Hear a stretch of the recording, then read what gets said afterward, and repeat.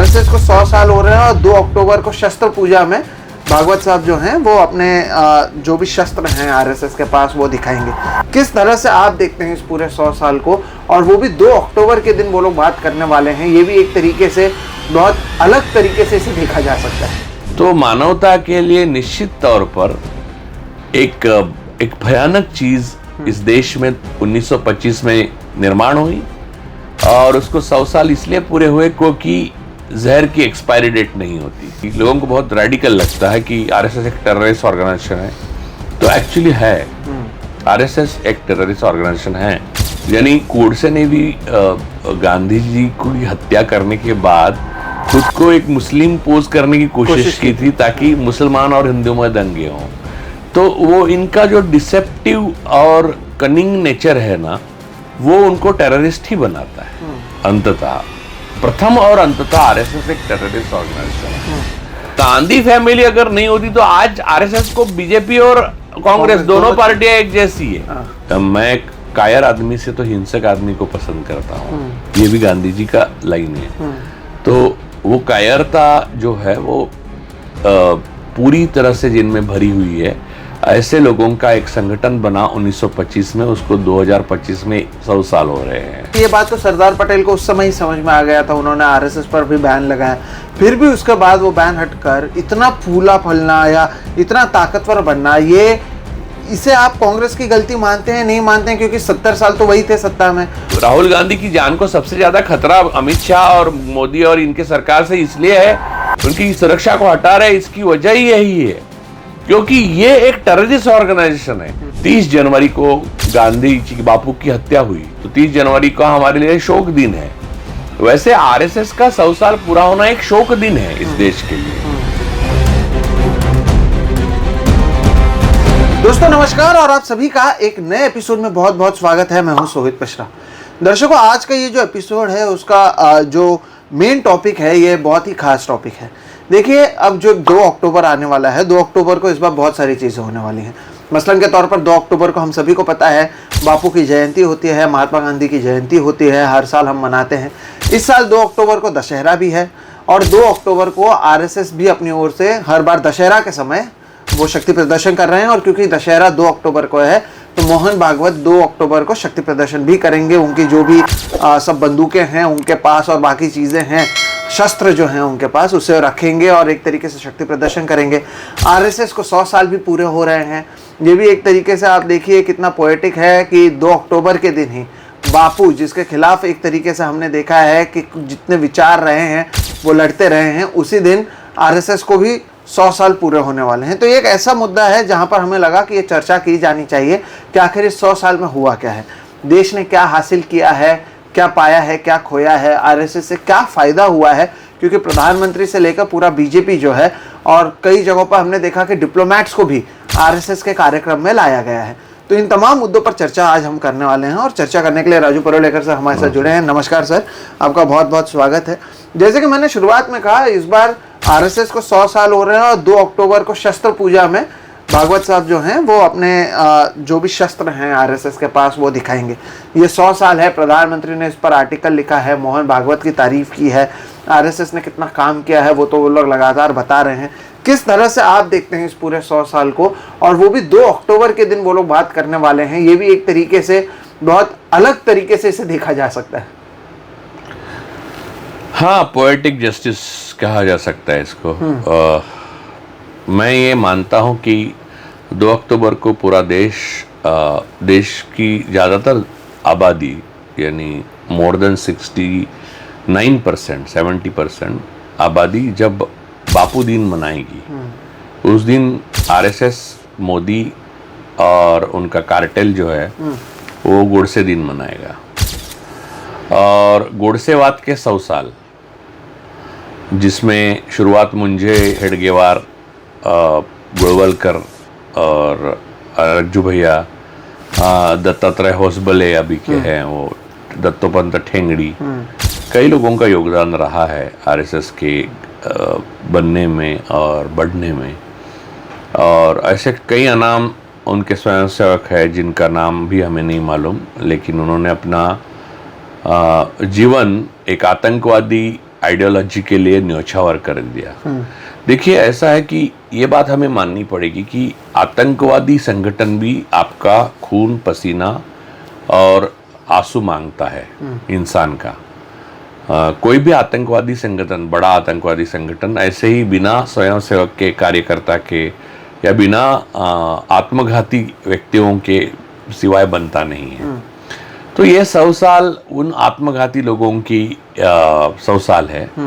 इसमें गोडसेवाद को इसलिए हम लोग प्रतीक रूप में मानेंगे क्योंकि 2 अक्टूबर को गांधी जयंती है। और बापू की जो फिलॉसफी है, जिससे मैं मानता हूं कि महात्मा गांधी जी की फिलॉसफी के बाहर इस दुनिया में शायद ही कुछ चीज़ है। बहुत थोड़ी चीज़ें हैं जो बापू की फिलॉसफी से, यानी मैं कुछ चीज़ों को स्वीकार नहीं कर सकता उनकी, क्योंकि मेरी मर्यादा है। जैसे इंदिरा जी करती नहीं, इंदिरा जी कहती थी ब्रह्मचर्य की बात तो वो नहीं है, लेकिन जयप्रकाश नारायण और प्रभावती देवी ने वो किया। तो बात यह है कि ये तो मेरी अपनी लिमिटेशन है कि मैं बापू का पूरा फॉलोअर नहीं बन पा रहा हूँ। लेकिन महात्मा जी की जो 2 अक्टूबर को इस साल जो जयंती होगी, उस दिन आरएसएस अपना शताब्दी मनाएगी। तो मुझे ऐसा लगता है कि शस्त्र पूजन जो आप बोल रहे हैं, विजयादशमी के दिन में शस्त्र पूजन की जो एक परंपरा है, उसकी कहानी है। पुराणों की कहानियों पर विश्वास नहीं रखना चाहिए, क्योंकि वेदोक्त और पुराणोक्त में पुराण हमेशा बहुजनों के लिए है, शूद्रों के लिए है, और जो वेद है वो ब्राह्मणों के लिए है। तो हम तो वेद को मानते हैं, पुराणों का तो कहानियां हैं। तो ये जो शस्त्र पूजन है, ये एक कहानी ऐसी है कि उस दिन अपने शस्त्रों को पूजा की जाती है। वो महाभारत और उसमें लिखा गया है, शमी के पेड़ पे रखी हुई शस्त्र निकाले और पूजा की वगैरह वगैरह। ये सब वो कहानियां हैं, ये कोई वास्तविक स्थिति नहीं है। जैसे कि आप कल चंदा मामा की कोई भी कहानी लेकर उसकी कोई एक उसमें एक बोध कथा हो, उसको धार्मिक रूप से पालन करने लगे, तो जितनी मूर्खतापूर्ण होगा उतना ही है। वास्तव में आज हमने देख रहे हैं कि यूनाइटेड स्टेट्स ऑफ अमेरिका जैसी देश में रिपब्लिकन्स और मागा जो है, मेक अमेरिका ग्रेट अगेन आंदोलन के, वो चार्ली कर्क को जिस तरह से बर्बरतापूर्वक मारा गया एक युवक द्वारा, वो युवक भी उसी विचारधारा का था कि हथियार जीवन देता है। जो चार्ली कर्क, जिसका जीवन भर 31-32 साल जिया, वो उसने प्रचार किया, और उसके मौत इसलिए हुई क्योंकि खुली छूट थी बंदूक उठाने की। तो देखिए, अगर एन आई फॉर एन आई हो तो सारा दुनिया सारी अंधी हो जाएगी, गांधी जी कहते थे। और ये यहाँ तक गांधी जी ने कहा कि मैं हिंसा के खिलाफ हूँ, इसकी उन्होंने इतना आसान नहीं बोला है कि हिंसा के खिलाफ का मतलब एक गाल के ऊपर चाटा मारो तो दूसरा गाल आगे, ऐसा नहीं कहा है। उन्होंने ये कहा है कि मैं कायर आदमी से तो हिंसक आदमी को पसंद करता हूँ। ये भी गांधी जी का लाइन है। तो वो कायरता जो है वो पूरी तरह से जिनमें भरी हुई है, ऐसे लोगों का एक संगठन बना 1925 में, उसको 2025 में 100 साल हो रहे हैं। तो वीरों का काम अगर कुछ है तो हमेशा दूसरों के प्रति मोहब्बत और अपने से दुर्बल जो है उनको सशक्त बनाना, उनका दमन होने से उनको बचाना, उनकी रक्षा करना, उनके प्रति सम्मान और आदर की भावना करना और समता लाने के लिए कोशिश करना, ये वीरों का काम है। कायरों का काम ये है कि जो अपने से दुर्बल है उसे दमन करो, अपने से बलवान है उसके पैर छुओ। जैसे हिटलर जब बलवान है तो उसके पैर छू रहे थे, यहूदी जब बलवान हो गए तब आरएसएस यहूदियों के पैर छूने लगी। तो ये एक ऐसी फिलॉसफी है कि जिसने एक महान अहिंसावादी और एक महान तत्ववेत्ता, नेता और भारत के राष्ट्रपिता, जिनको राष्ट्रपिता अनूप कपूर नाम के एक बी ग्रेड एक्टर ने बोला कि राष्ट्रपिता मैं मानता नहीं हूँ गांधी जी को। तुम्हारे मानने से कौन पूछता है, क्योंकि नेताजी सुभाष चंद्र बोस ने उनको राष्ट्रपिता कहा था, जबकि नेताजी सुभाष चंद्र बोस आज़ाद हिंद फौज बना चुके थे और उनको महात्मा रविंद्रनाथ टैगोर ने कहा था। तो ऐसे लोग जो हर युग में पैदा होते हैं, गोडसेवादी, उनमें से एक फिल्म इंडस्ट्री में भी बहुत सारे गोडसेवादी पैदा हुए हैं। तो आरएसएस ने किया क्या इन 100 सालों में? तो हर जीवन की हर पहलू पर, हर क्षेत्र में अपने लोग तैयार किए, क्योंकि गांधीवादी बनना या नेहरूवादी बनना या डॉक्टर अंबेडकरवादी बनना बहुत मुश्किल है, क्योंकि उसके लिए एक तो आपको बुद्धि, तर्क और आपके पर्सनल जो ईगो है उसको कंट्रोल करना पड़ता है। और ये जो गोडसेवाद है, जो मुंजेवाद है, जो हेडगेवारवाद है, उसके लिए आप खुली छूट दे दो अपने काम, क्रोध, माया, मोह, मत्सर। जिस तरह से 81 में 14 में सत्ता आने के बाद आरएसएस पूरी डूबी हुई है बिल्डिंग। देखो कोई संगठन इमारतों से नहीं बनता। इमारतें और जमीन है ना, वो कल किसी की थी और कल किसी और की हो जाएगी और वो बेची भी जा सकती है। वो तो अपना बल है, नैतिक बल है, जो बेचा नहीं जाता। गांधी जी की कोई इमारत की वजह से गांधी जी नहीं, गांधी जी के कई स्टैचूज है दुनिया भर में, लेकिन उसके लिए गांधी जी फेमस नहीं है। याद समझिए कि बात यह है कि उनकी नींव जो है तो उनकी फिलॉसफी है और मानव के प्रति संवेदना, प्रेम और आदर और अपार त्याग देश के लिए करने की या समाज के लिए करने की और अंत्योदय की जो कल्पना है उसके लिए उन्हें माना जाता है। तो उसके विपरीत जो बात करने वाली संगठन है वो आरएसएस है। उसको 2 अक्टूबर को जो भी शस्त्र पूजा करेंगे और लोगों को मारने की प्रतिज्ञा भी लेंगे, 2014 से 2025 तक जायजा भी लेंगे शायद कि कितने लोगों का लिंचिंग कर सके और भी कितने लोगों का करना है ये भी तय करेंगे उस दिन।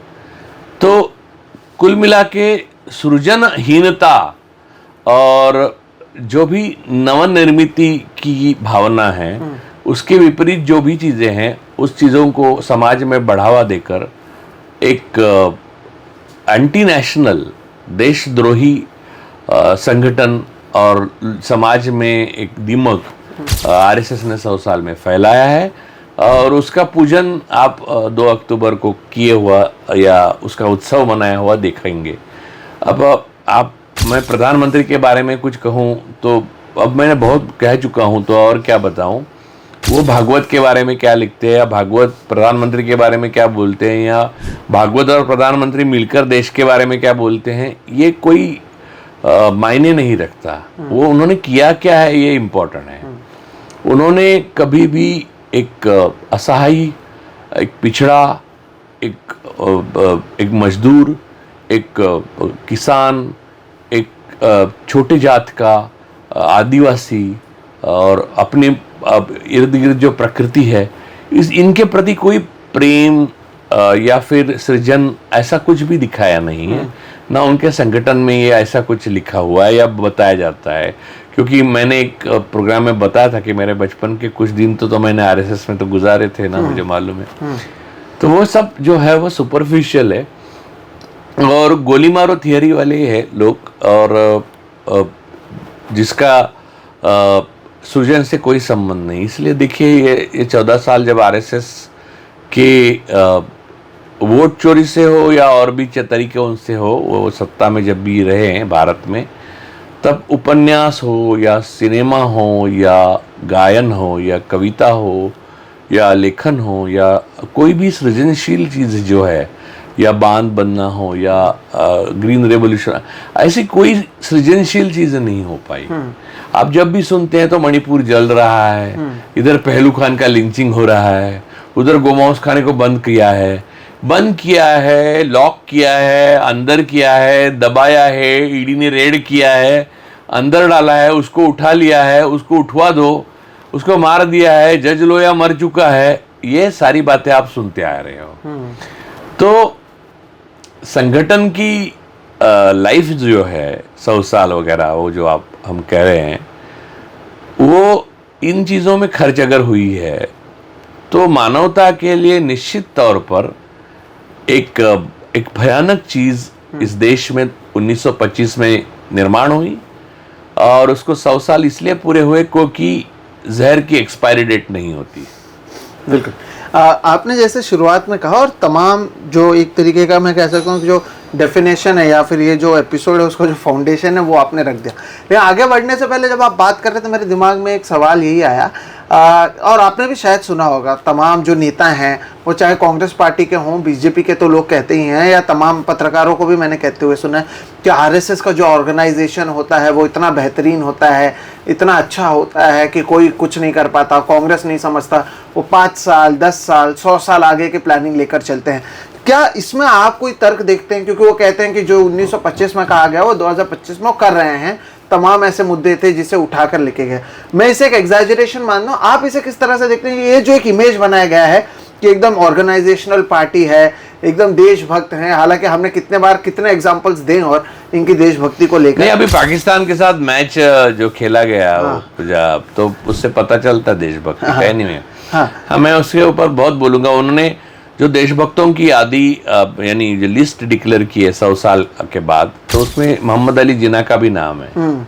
अब मैं ये नहीं कहूँगा कि मोहम्मद अली जिन्ना का नाम होना चाहिए या नहीं होना चाहिए। मैं ये मानता हूँ कि विनायक दामोदर सावरकर, फिर श्यामा प्रसाद मुखर्जी और मोहम्मद अली जिन्ना इस देश के पार्टीशन के 3 शिल्पकार रहे हैं, तो स्वाभाविक रूप से आरएसएस को उनका नाम लेना जरूरी था। और ये जो पूरा एक इमेज बनाया गया है जिसकी मैंने चर्चा की कि आरएसएस का जो ऑर्गेनाइजेशन स्किल्स है या उनके जो लोग हैं वो जिस तरह से काम करते हैं, आपने भी सुना होगा नेता लोग हमेशा, मैंने अंदर से देखा है।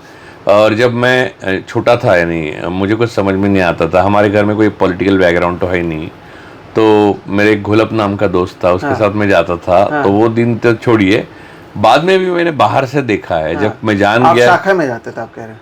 हाँ, शाखा में, यानी डोंबिवली में नेहरू मैदान शाखा थी। अनफॉर्चुनेटली वो भी नेहरू मैदान ही था, तो इसके लिए नेहरू ही जिम्मेदार है। मैं तो ये कहूँगा कि तो उसमें जाता था मैं, तो कुछ दिनों तक रहा वो। यानी मुझे एक्चुअली शाम को, आपको तो मालूम है कि मुझे एक इवनिंग एंग्जाइटी होती है, और वो बचपन से मुझे है तकलीफ।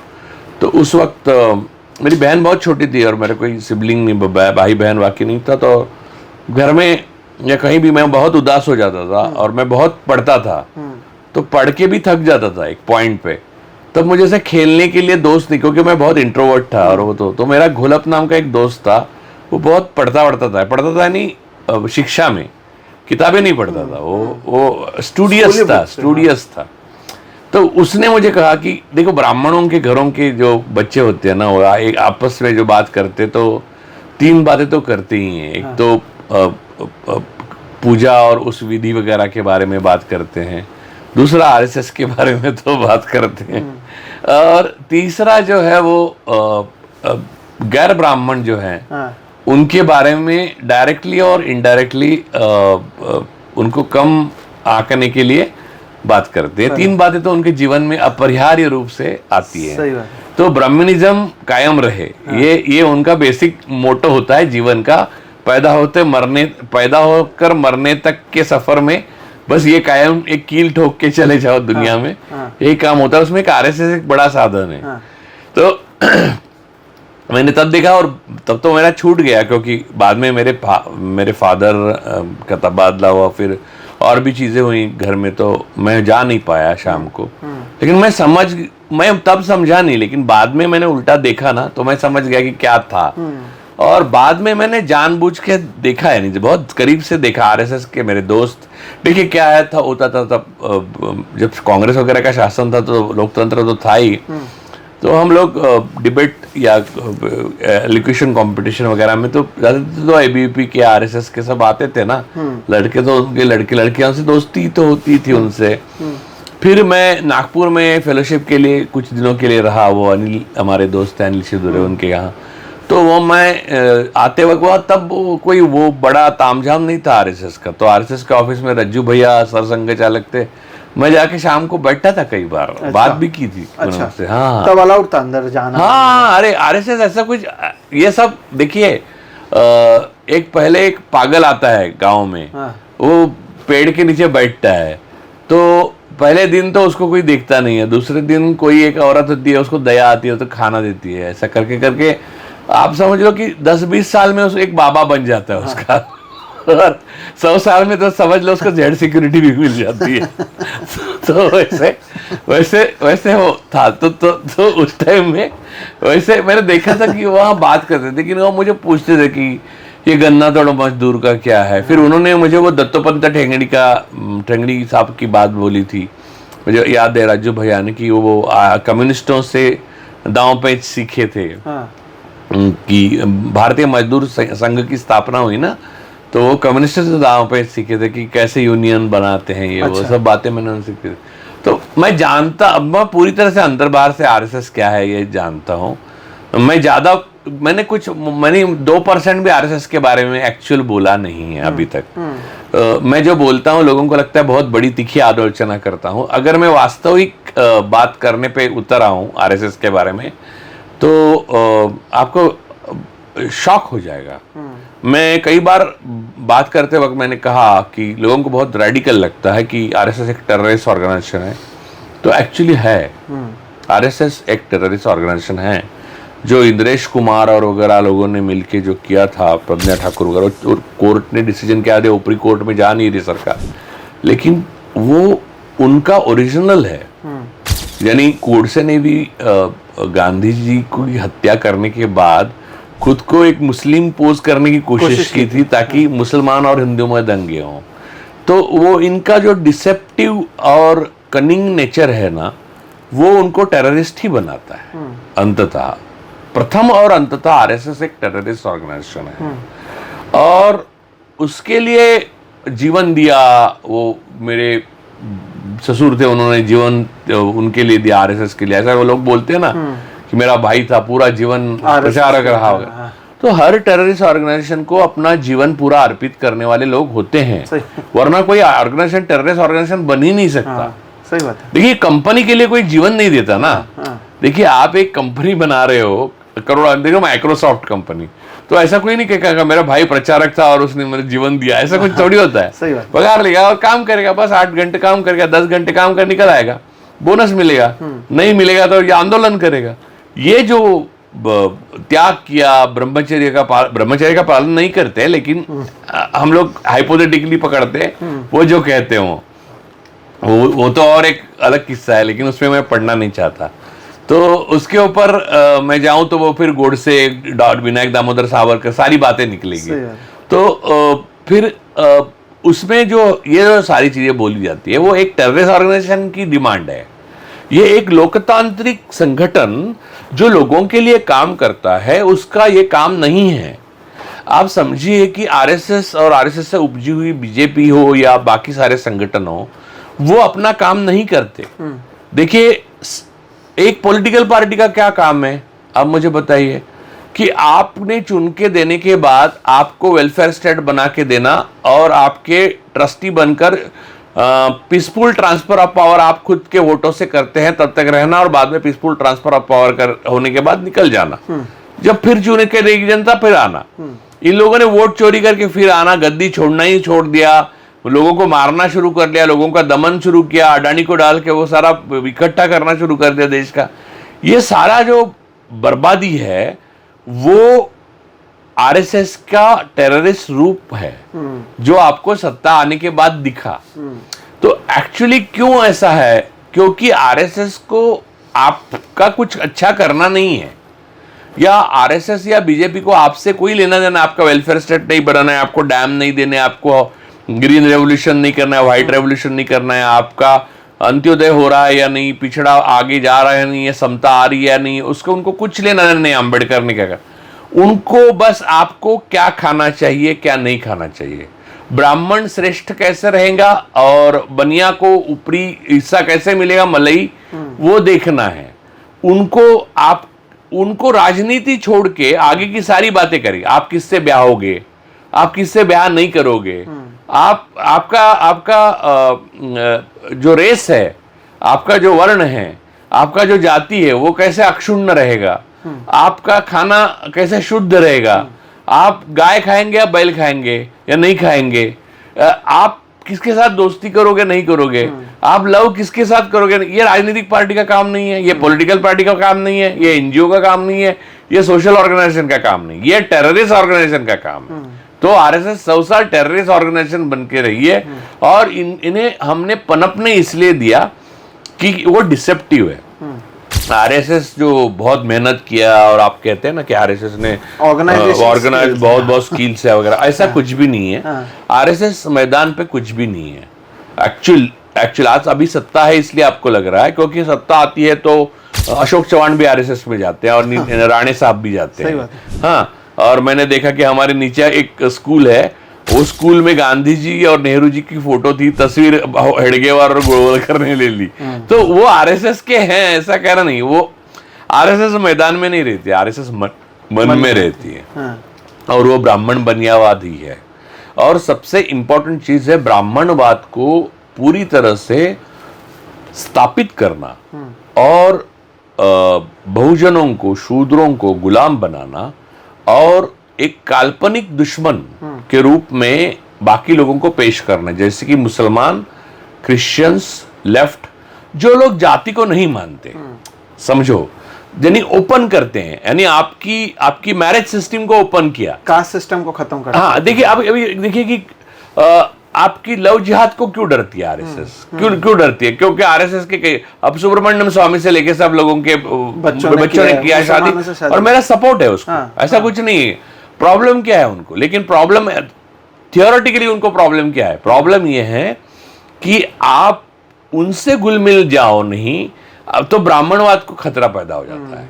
क्योंकि इस्लाम में कई भेद होंगे, लेकिन इस्लाम एक ओवरऑल जाति नहीं मानता, क्रिश्चियनिटी जाति नहीं। अब देखिए कौन से मिशनरी स्कूल में मेरे घर में तो सारे मिशनरी स्कूल में पढ़े, कभी किसी ने क्रिश्चियनिटी अपनाई नहीं, मिशनरी ने कभी नहीं कहा कि क्रिश्चियनिटी अपनाओ इनको, लेकिन उनसे दुश्मनी जला देते हैं उनकी स्कूल को, चर्चेस को, और वो यानी फादर वो अपना ग्राहम स्टैन उसकी वाइफ और बच्चों को जला दिया, जिसको जलाया उसका आरोपी था, उसको मोदी ने मंत्री बनाया, सारंगी। सही बात है। तो ये लोग टेररिस्ट नहीं है, क्या बात कर रहे हो? ये सब युग कर रहे हैं क्योंकि ये डरते हैं कि अपने ब्राह्मणवाद को किसी से खतरा, क्योंकि इनके इतिहास में बौद्धों ने सबसे बड़ा तगड़ा उनको चैलेंज किया था ब्राह्मणवाद को। वो चैलेंज उनको झेलते झेलते उनकी दम निकल गया। उसके बाद ये सावधान हो गए और उसके बाद उन्होंने हमेशा कोशिश की है कि कोई ऐसी स्थिति ना आ जाए जिससे इस वर्ण व्यवस्था, इस जाति व्यवस्था, ये ब्राह्मणिज्म, इसको खतरा पैदा हो। तो आरएसएस के बारे में अब दुनिया में पता चलने लगा, लोग ब्राह्मणिज्म बोल रहे हैं, यूएस से लेकर ऑस्ट्रेलिया तक हिंदू, तो ब्राह्मणिज्म का मतलब आरएसएस से ही है।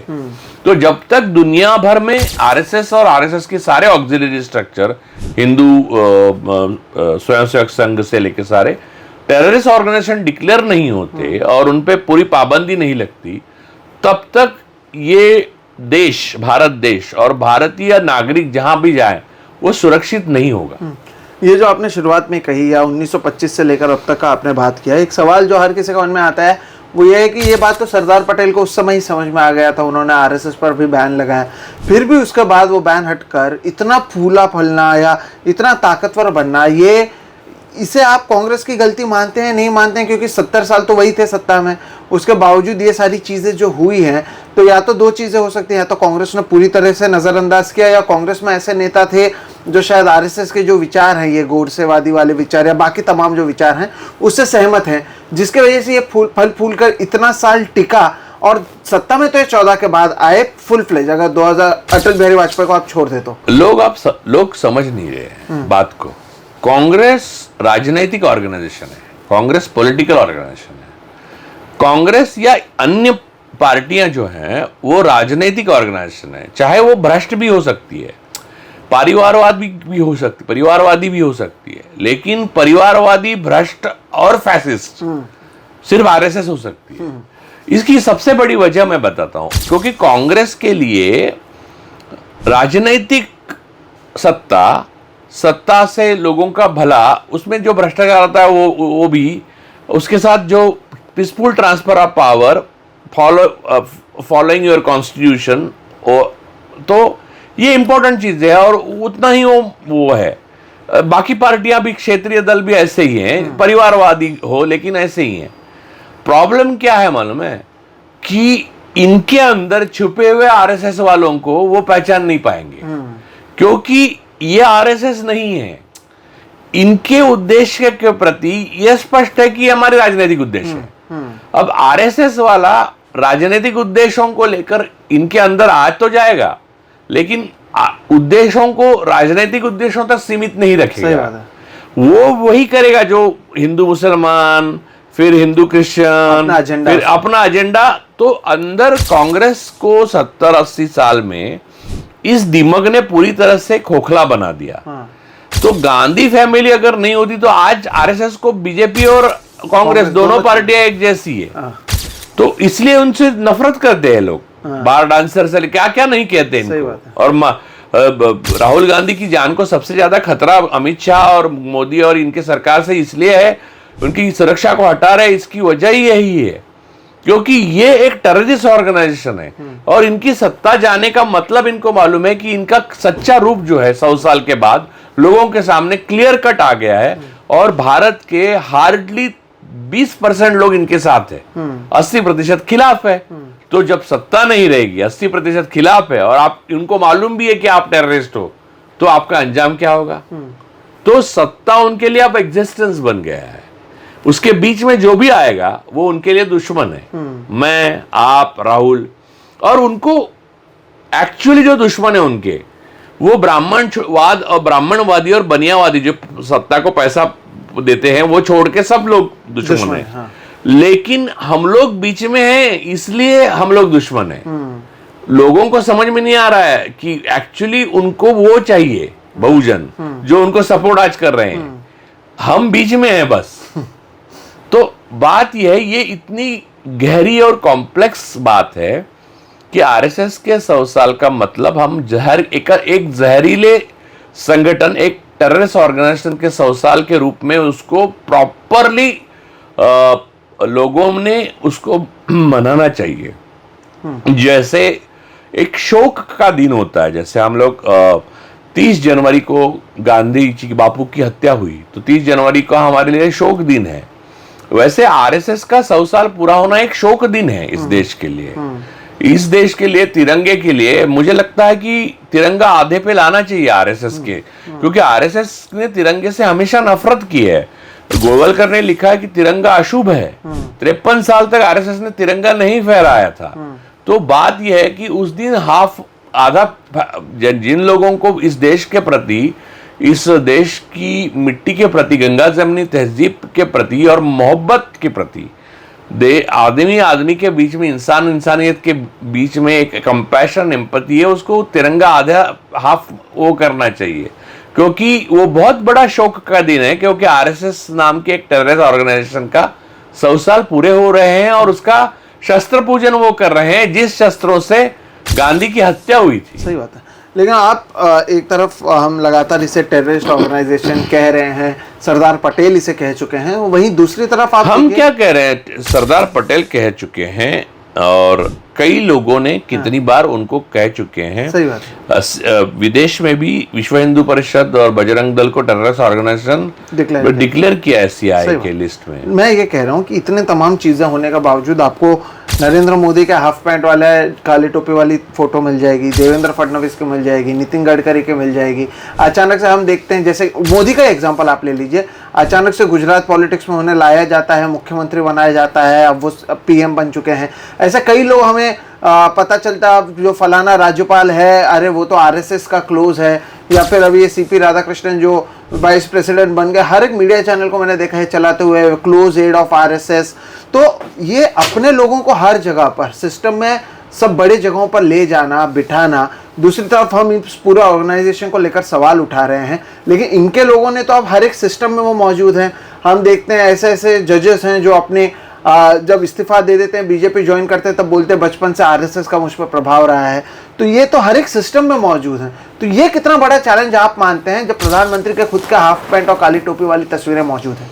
देखिए, कोई भी आतंकवादी संगठन, कोई भी गुंडा, कोई भी गॉडफादर, कोई भी कार्टेल हमेशा समाज के एक तबके में बहुत पॉपुलर होता है।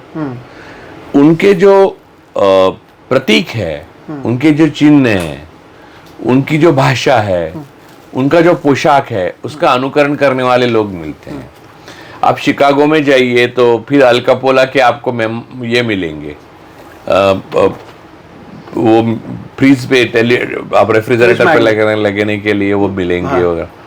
क्योंकि एक लेवल तक उनकी पॉपुलैरिटी रहती है, क्योंकि जैसे शुभंकर का आकर्षण इंसान को होता है, वैसे भयंकर का भी आकर्षण होता है। वरना एलटीटी के लिए लोग नहीं मरते इतने। तो एलटीटी का यूनिफॉर्म पहनना एक सम्मान की बात हुआ करती थी कभी, तो कभी अलकायदा को रिप्रेजेंट करना एक सम्मान की बात कुछ लोगों के लिए। तो उससे आप मानवता की पूरी परिभाषा का अंदाजा नहीं लगा सकते। समझिए, ये इंसान का, सोशल ऑर्गेनाइजेशन का, एनजीओ का और राजनीतिक दल का काम नहीं है जो आरएसएस, बीजेपी, बजरंग दल, विश्व हिंदू परिषद कर रहे हैं। ना ही ये धार्मिक काम है। इनसे बड़े अधार्मिक लोग नहीं होंगे, क्योंकि राम के नाम पर इन्होंने जितना खून बहाया और सत्ता को हथियाया, तो राम ने अपने जीवन में अपनी माँ ने, अपने पिता ने, अपने माँ को दिया हुआ वचन, सौतेली माँ को निभाने के लिए सत्ता को छोड़ दिया था, जबकि सब उसके साथ थे। तो धर्म के प्रति इनका जो रवैया है वो यूटिलिटेरियन है, उपयुक्ततावाद। यानी धर्म काम आ रहा है, धर्म को यूज करो। बुद्ध बीच में आ रहा है तो बुद्ध को नवा अवतार बोलो, उसको पूजा मत करो, लेकिन नवा अवतार बोलो, अपना लो। अंबेडकर बीच में आ रहा है, चलो अंबेडकर को प्रातस्मरणीय बना दो। अब बापू भी बीच में आ रहे हैं, तो चलो बापू भी प्रातस्मरणीय हो गए। इसलिए जब उपराष्ट्रपति जो आरएसएस के स्वयंसेवक है, वो चुन के आने के बाद बापू के समाधि पर नमन करने गए थे। इनको हर अपना विरोधी या अपना शत्रु जो मानवतावादी है, उसके मृत्यु के बाद वो अपनाते हैं। इसकी वजह यह है कि मृत्यु के बाद वो बोल नहीं सकता, कह नहीं सकता कि चल हट इधर मत आ, ये मैं नहीं कह सकता। सरदार पटेल की प्रतिमा बना दी, सबसे बड़ी सरदार पटेल की बना दिया। और सबसे बड़ी बात यह है कि इंदिरा जी को आरएसएस ने देवरस के खत है माफी के, और यह भी है कि हम इमरजेंसी का समर्थन करते हैं। तो ये एक खुद ही में किसी भी लेवल पे साध्य साधन सुचिता या विवेक या मानवता को बांध कर रखने वाली संगठन नहीं है। वो अपने खुद के सरसंघचालक को भी 1 मिनट में डस्टबिन में डाल सकते हैं। 1 मिनट नहीं लगता उनको, क्योंकि यूटिलिटी नहीं है, फेंक दो। डीआरडीओ वाले में वही किया उन्होंने। हाँ, यानी वो जिस दिन स्वयंसेवक उनके लिए बाधा बनता है, उस दिन कहते हैं वो हमारा स्वयंसेवक था ही नहीं। हमारे से वो आता था, लेकिन वो ऐसे हमको मालूम नहीं था, उसको मालूम था वो हमारे यहाँ आता है, हमने देखा ही नहीं कभी। तो ये जो है डिसोन करने की कला, वो एक माफिया की कला है। माफिया हमेशा नए नए बच्चे ढूंढता है और उनको शार्प शूटर बनाता है, ताकि क्या है कि डायरेक्ट कनेक्ट ना हो। समझे? तो इंद्रेश कुमार और वो सब जो कांड हुआ था, वो सारी यही बात थी। तो देश की सृजन को, देश की प्रगति को, देश की महानता को, देश की भव्यता को, देश के भाईचारे को, देश के हित को और सबसे आखिरी आदमी के ऊपर लाने की कोशिश जो हमारे पुरखों ने की है, उसको आरएसएस सबसे बड़ा थ्रेट है, सबसे बड़ी धमकी है। और उस धमकी को 100 साल हो रहे हैं पूरे। तो 100 साल हमको मनाने चाहिए उनके, लेकिन हमें उस तरह से मनाना चाहिए जिस तरह से हम दशहरे के दिन रावण की प्रतिमा के साथ बिहेव करते हैं। राजू सर, देखिए आपने शुरुआत में ये कहा कि बचपन में आप गए थे, और मुझे लगता है कि आरएसएस भी पहले क्या करता था कि जो स्पेशली जो ब्राह्मण्स होते हैं उनके बच्चों को बहुत टारगेट करता था। ये मेरा एक स्टडी रहा है कि जितने भी मैंने ऐसे ब्राह्मण्स को देखा उनका कहीं ना कहीं कुछ ना कुछ कनेक्शन निकलता था कि यहाँ जाते थे वहाँ जाते थे। अब आप मुझे बताइए कि आपने भी ये बात कही, बड़े पैमाने पर जो बाकी लोग हैं, चाहे वो ओबीसी समाज से हों, दूसरे समाज से हों, वो क्यों अट्रैक्ट हो रहे हैं एक ऐसे ऑर्गेनाइजेशन की तरफ जहाँ पर जो उसे लीड करते हैं, जो सर संचालक बनते हैं, वो ब्राह्मण होते हैं, वो खास तौर पर कोकणस्थ ब्राह्मण निकलते हैं, चित्पावन ब्राह्मण निकलते हैं, वो बड़े बड़ी लेवल पर वो आप पाओगे कि नहीं, सारे ब्राह्मण कराड़े होते हैं। हाँ। कराड़े हेडगेवार वगैरह, आप गोलवलकर कराड़े ब्राह्मण होते तो हैं, लेकिन वो सब देशस्थ होते हैं, ऐसा कुछ नहीं, ब्राह्मण होना जरूरी हाँ, है। तो फिर दूसरे जात के लोग क्यों इतने बड़े पैमाने पर अब अट्रैक्ट हो रहे हैं, आरएसएस के शाखे में जाते हैं, या आरएसएस जैसी बात करने वाले वो भिड़े गुरुजी हों या तमाम लोग हों उनसे जुड़ रहे हैं? इसकी आप वजह क्या मानते हैं? और ये क्या फेलियर नहीं रहा है विपक्ष का भी कि इस सोच को उन्होंने इतना बढ़ने दिया कि अब ओबीसी समाज से आने वाले लोग भी आरएसएस की तरफ आकर्षित हो रहे हैं? देखो, एक बात है कि आप किसी को अभिजन मानते हो या कोई अभिजन एस्टैब्लिश किया कुछ नहीं है उसने, ब्राह्मण कोई ज्ञानी है और बाकी ज्ञानी नहीं, ऐसा कुछ नहीं। सही बात है। लेकिन वो एक कॉम्प्लेक्स अपने समाज में पैदा हजारों सालों से किया, तो बाकी हर वर्ग के लोग, बहुजन वर्ग के लोग ब्राह्मण बनना चाहते हैं। ब्राह्मण तो वो बन नहीं सकते, क्योंकि ब्राह्मण ही खुद कहते कि ब्राह्मण या तो पैदा हो या फिर तुम नहीं हो, बस खत्म। तो फिर वो लोग क्या करते हैं कि जितने नजदीक हम ब्राह्मणों के जाएं, जितना सम्मान मिले ब्राह्मणों से, उसमें संतुष्टता उनमें आ जाती है। और ये अलग टाइप का स्टॉकहोम सिंड्रोम है, यानी अपने शोषक के प्रति परम आदर भाव होना, क्योंकि उसका जो बल है, उसका जो छल करने की क्षमता है वो मुझ में नहीं है, मैं दुर्बल हूं, तो मैं उसका सगा हूं, और वो मुझे दिखा रहा है कि वो मुझे सगा मानता है, इसलिए मैं खुश हूं। इसलिए देखिए कि हर बहुजन वर्ग का नेता जो है आज महाराष्ट्र में, देखिए कि देवा भाऊ के मैं करीब हूं, देवा भाऊ के मैं करीब हूं कहता है। क्यों? यही भावना है उनके मन। जो बहुजनों के मन में हजारों सालों से हीनता की भावना को मिटाने की कोशिश छत्रपति शिवाजी महाराज, राजर्षि शाहू महाराज, ज्योतिराव फुले, डॉक्टर बाबा साहब आम्बेडकर ने की, उसको पूरी तरह से इन नए नेताओं ने विफल कर दिया।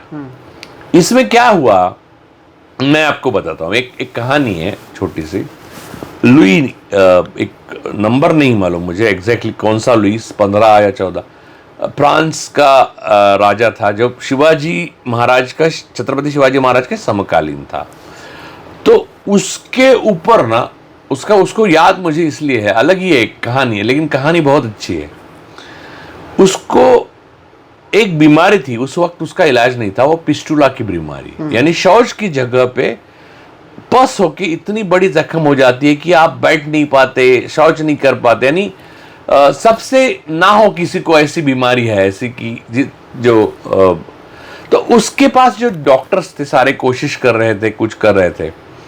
वो पहला शख्स था जिसके ऊपर उसके सर्जन ने पिस्टुला की पहली सक्सेसफुल सर्जरी की और उसका पिस्टुला ठीक हो गया। अब ये एक कहानी अलग है, अलग कहानी इसलिए क्योंकि पिस्टुला का हिस्ट्री में मेडिसिन, सर्जरी से ठीक करना की पहली केस थी वो। बाद में वो सर्जरी की स्टाइल भी बदल गई, अब तो बहुत आगे गया, सारी चीजें ही बदल गई, लेकिन उस टाइम में उसने किया, वो डॉक्टर ने वो। लेकिन उससे पहले की कहानी बहुत मनोरंजक है और वो आपको पता चलेगा बहुजन क्यों आरएसएस में घुसने की कोशिश करता है और दिखाने की कोशिश करता है कि मैं आरएसएस के करीब हूं, जबकि वो शोषक है। वो लुई था तो वो बैठ नहीं पाता, तो वो ऐसा बैठता था। उसकी चलने में भी ऐसे बहुत प्रॉब्लम्स हो गई थी, क्योंकि वो शौच की जगह पे सारे जख्म ही है, अल्सर ही है, तो क्या करें। और बहुत सारी चीजें थी कि वो कपड़े भी बहुत ज्यादा पहनता था ताकि दुर्गंध ना आए। तो आप समझिए कि दरबार में जितने कम ओहदे के सरदार और वो जो साथी थे ना उसके, वो सारे ऐसे ही चलने लगे। अब बिल्कुल उनको पिस्टल वगैरह कुछ भी नहीं था। वो उनको लगता था कि इनसे कुछ तो नजदीक हो रहा है, यानी लुई अपने को अपना मानेगा। इसके यानी समदुखी है तो हम लोग साथ हैं ऐसा मानेगा।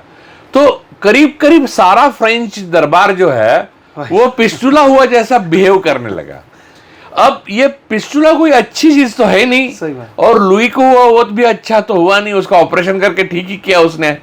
लेकिन एक पूरे टाइम तक, एक समय तक पूरा फ्रांस का वो दरबार था वो पिस्टुलाग्रस्त जैसे बिहेव करने लगा, क्योंकि लुई की तो बराबरी नहीं कर सकते, क्योंकि राजा है वो राजा भगवान माना जाता था तब उस वक्त। तो उसके करीब जाने के लिए हम वो सब चीजें करते हैं जो दुर्गति को ले जाती है, हमें हमारा दुर्गुण दिखाती है। ये बहुजनों में जो इंफीरियरिटी कॉम्प्लेक्स है उसकी वजह से आरएसएस से नजदीकियां बढ़ाने की सारी जो नौटंकी थिएट्रिक्स जो नाटक चल रहे हैं, वो चाहे मोहिते हो, महाडिक हो, पाटिल हो, राणे हो, ये लोग जो सब कर रहे हैं, या फिर और भी चरण लिम्बाड़े हो, और भी यानी कांबड़े हो, सब लोग ये इसके पीछे जा रहे हैं। रामदास जी आठवले हैं, आठवले साहब तो गणपति की आरती भी अच्छा करने लगे।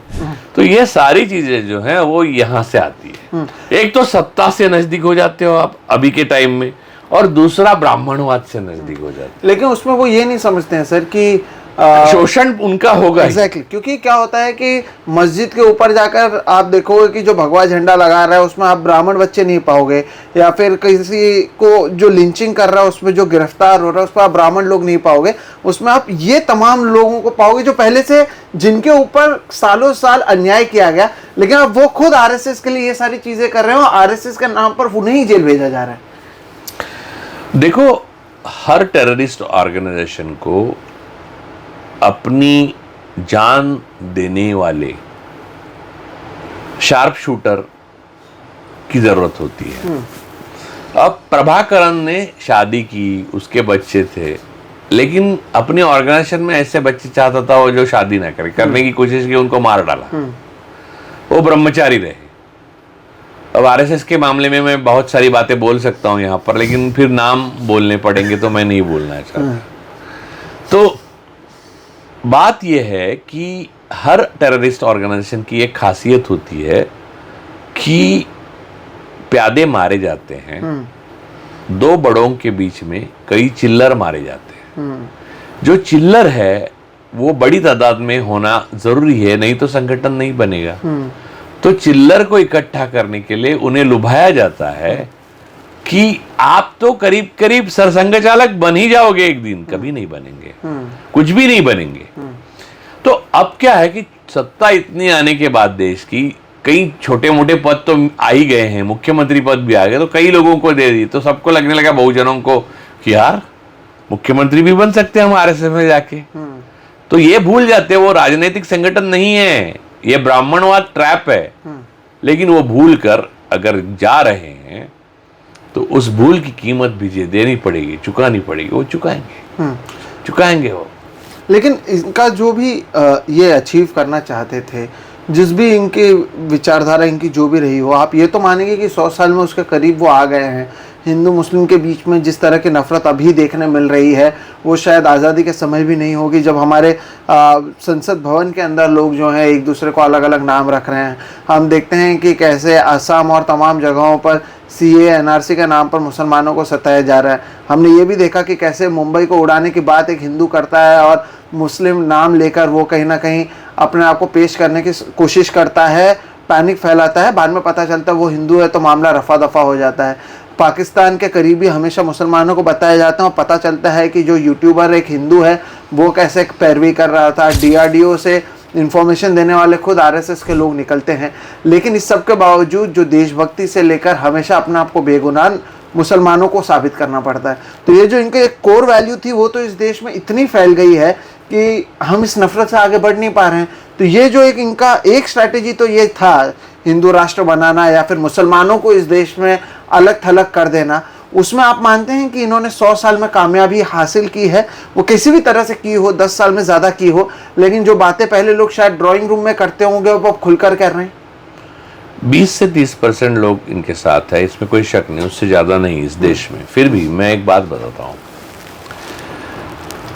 गलत चीज की आदत आसानी से लगती है। यानी मैंने तुमको ये कहा कि दारू मत पियो, तुम्हें दारू पीना अच्छा लगेगा, तुम रोज शाम को दारू पीने के लिए जाए, तुमको कोई आग्रह नहीं करेगा कि आज दारू पियो। तुमको अच्छा दिन आए तो भी दारू पियोगे, बुरा दिन आए तो भी दारू पियोगे।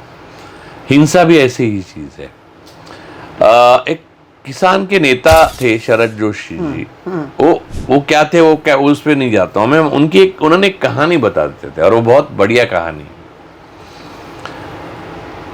मैंने तुम्हें बोल दिया, तुम एक किसान हो, मैंने तुम्हें बोल दिया कि देखो, सुबह उठने के बाद 2 बड़े बोतल पानी के, कांच के बोतल में पानी रख के 2 बोतल पानी पीना चाहिए और 1 मील चलना चाहिए तुमको रोज। ये तुम्हारे लिए अच्छा है, हेल्दी है और तुम्हें अच्छा और स्वस्थ बनाएगा। लेकिन मैंने तुम्हें कभी नहीं बताया कि सुबह उठने के बाद तंबाकू का ये लगाओ, बार लगाओ और बीड़ी पियो। ये बताया, फिर भी तुम नहीं करोगे। तुम्हारे लिए भले का है, फिर भी नहीं करोगे। लेकिन तंबाकू का बार लगाओगे और बीड़ी फूकोगे। हाँ, 2 मील चलोगे, लेकिन स्वास्थ्य के लिए नहीं, बीड़ी की बंडल लाने के लिए। तो ये जो इंसान की बेसिक इंस्टिंक्ट है ना, वो दुर्गति की तरफ जाने की, वो दुर्गति की तरफ ले जाना बहुत आसान है। मैं हमेशा ये कहता हूं कि इंसान को आप जबरदस्ती गुलाम बना सकते हो, जबरदस्ती आजाद नहीं कर सकते। तो ये बात है। अब आरएसएस जबरदस्ती गुलाम बनाना चाहती है, तो गुलाम बनने के लिए हर कोई तैयार है। जो जबरदस्ती आजाद बनाना चाहता है, उसके लिए मुश्किल है। और वो हमेशा ऐसा ही रहा है। ऐसा नहीं है कि ये आरएसएस के मामले में है। हर चीज के मामले, देखिए, बुद्ध आए, इतने बुद्ध पुरुष आए, इतने महान लोग आए, महावीर आए, इतनी सारी चीजें उन्होंने सिखाई, लेकिन इंसान हमेशा अपनी गली में बंडू आंदेकर के पास ही गया और गोलियां ही चलाई। तो इंसान की जो इंस्टिंक्ट है, उसको अगर आप बेहतर बनाने के लिए, एक इंसान बेहतर बनाने के लिए सृजन कर रहे हो, तो वो मुश्किल काम है। गांधी जी का काम इसलिए मुश्किल है, गोडसे का काम बहुत आसान है। जो आज आगे ले जा रही है आरएसएस, वो गोडसे का काम है। और आज जो राहुल गांधी कह रहे हैं, वो गांधी जी का काम कह रहे हैं। तो मुश्किलें इनको है, और वो आसानी से क्यों कर रहे हैं, लोग उनके पास आसानी से क्यों जा रहे हैं, ये सवाल पूछना बेबुनियाद है। क्योंकि 2 बोतल पानी अच्छा है और 1 मील चलना अच्छा है, ये मानकर भी तुम नहीं करोगे। लेकिन तंबाकू का बार लगाओगे और 2 मील चल के बीड़ी का बंडल लेके आओगे, वो फूकोगे और तुम्हारे कैंसर, फेफड़े कैंसर से मर जाएंगे। सही बात। तो ये मानवीय स्वभाव की एक वो है, जो हर देश में, हर समाज में, हर जगह पर कभी ना कभी कामयाब हुई है। अब इस देश में हुई, उसके परिणाम हम भोग रहे हैं, आगे भोगेंगे, उससे मुक्त भी हो जाएंगे, फिर ठीक भी हो जाएंगे, फिर हम भूल जाएंगे और फिर वही ट्रैप में आ जाएंगे। लेकिन इससे सर नुकसान तो देश का हो रहा है, हमारे जो सौहार्द है हिंदू मुस्लिम, उसके बीच में हो रहा है। बहरहाल, ये जो पूरी सोच है, आपको लगता है कि इसे फिलहाल, राहुल गांधी की बात आपने की, उन्हें छोड़कर, या राहुल गांधी की पार्टी भी इसे सही से चैलेंज कर पा रही है, इनके विचारों को काउंटर कर पा रही है, उसका जवाब दे पा रही है, उनको हर जगह पर लोगों को समझा पा रही है? राहुल गांधी से तो हम कई बार आरएसएस के बारे में बात करते हुए सुनते हैं, नहीं, जैसे कि मैंने शुरुआत में कहा, यहाँ के कांग्रेस के लोग भी कहीं ना कहीं कई बार आरएसएस की तारीफ करते हुए मैंने सुना है उनको। तो इसका काउंटर किस तरह से आप देखते हैं? हम एक तरफ बात कर रहे हैं उस पोएटिक जस्टिस का, जहाँ पर गांधी और आरएसएस के लोग एक ही तारीख को मनाया जाएगा, और दूसरी तरफ यह है कि इनके विचारों को काउंटर कैसे किया जाएगा? आपको लगता है कोई अभी भी कैपेबल है जो कर रहा है, या किया जा सकता है? इनको काउंटर हमेशा किया जा सकता है और हमेशा किया जाएगा, लेकिन समस्या ये है, इसमें एक बहुत बड़ी बेसिक समस्या है कि जो आतंकी है, जो जहरीला है, जो भयंकर है, जो आपको दुर्गति की तरफ ले जाता है, वो सारी चीज़ें जो है उसके साथ लड़ने के लिए आपको एक चीज़ समझनी बहुत ज़रूरी है, वो पाश की लाइन है। ऐसे वक्त बीच का कोई रास्ता नहीं होता। और बाकी विरोधी दल के लोग, कांग्रेस के लोग, राहुल गांधी नहीं, राहुल गांधी ये समझ चुके हैं, अन्य कोई भी, देखिए सरदार पटेल, पंडित जवाहरलाल नेहरू, डॉक्टर बाबा साहब आम्बेडकर, गौतम बुद्ध और कुछ लोग हैं जिनका नाम मैं नहीं ले पाऊँ, ज्योतिराव फुले हैं, फिर छत्रपति शिवाजी महाराजा, राजर्षि शाहू महाराजा, ये सारे लोग हैं जो ये लोग समझ चुके थे कि ब्राह्मणवाद, आतंकवाद जो है, जो आरएसएस के रूप में अब आया है आपके सामने, इसके साथ लड़ने के लिए आपको बीच का रास्ता नहीं होता। आप फांसीवाद के खिलाफ बीच के रास्ते से नहीं लड़ सकते। आप राजनीति या उनके संगठन के बाहर की दोस्ती कायम रखें और फिर वहां जाके लड़ें, ऐसा होता नहीं है। आप जिस दिन बीच का रास्ता छोड़ेंगे उस दिन शुभंकर भयंकर पे जीतेगा। तो बात ये समझिए कि अपना सर्वोच्च बलिदान जो है गांधी जी ने, इंदिरा जी ने, राजीव जी ने 3 आतंकवादी ताकतों के सामने दिया। सही बात। उसकी वजह यही थी कि उनसे लड़ने का बीच का रास्ता नहीं होता। बिल्कुल, मुझे लगता है ये बहुत महत्वपूर्ण बात है जो राजू सर की ओर से कही गई है कि बीच का रास्ता नहीं होता। ये जो पास का लाइन है ये बहुत ही महत्वपूर्ण लाइन है दर्शकों।